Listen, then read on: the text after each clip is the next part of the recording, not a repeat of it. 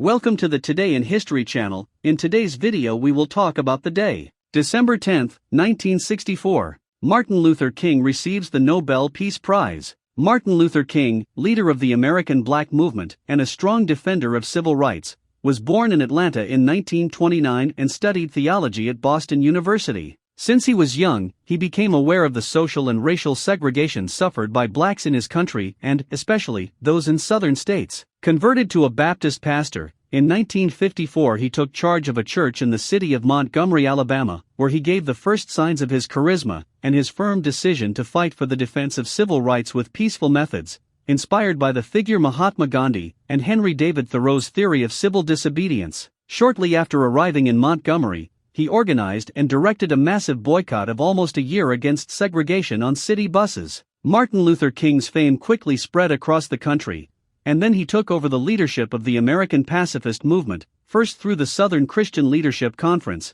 SCLC, and later through the Congress of Racial Equality. As a member of the National Association for the Progress of People of Color, he opened another front to achieve improvements in his living conditions. On a visit to India in 1959, King was able to develop his understanding of Satyagraha Gandhi's principle of non-violent persuasion, which King had decided to use as the main instrument of social protest. The following year, he left his parish in Montgomery to take over, with his father, the Ebenezer Baptist Church in Atlanta, which allowed him to participate more effectively in the national leadership of the civil rights movement. At that time, the black leadership was undergoing a radical transformation. Originally focused on reconciliation, it now required a change. Differences in ideology and jurisdiction between SCLC and other groups, the Black Power and the Black Muslims, were inevitable, but King's prestige ensured that nonviolence was the main strategy of resistance. In 1960, he directed a major campaign for civil rights in Birmingham, Alabama,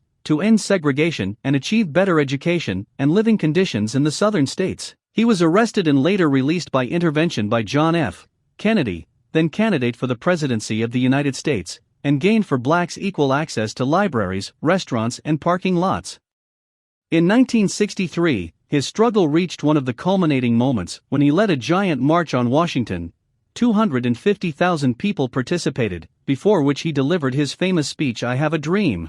He was received by President Kennedy, who pledged to streamline his policy against segregationism in schools and unemployment, which particularly affected the black community.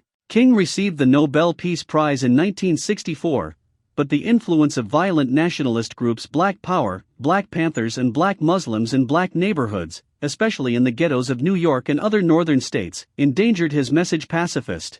In March 1965, he led a demonstration by thousands of civil rights defenders, who traveled almost 100 kilometers from Selma, where acts of racial violence had taken place, to Montgomery. If you like the video of a force subscribing to the channel, like, comment and share. To receive new videos, see you next time.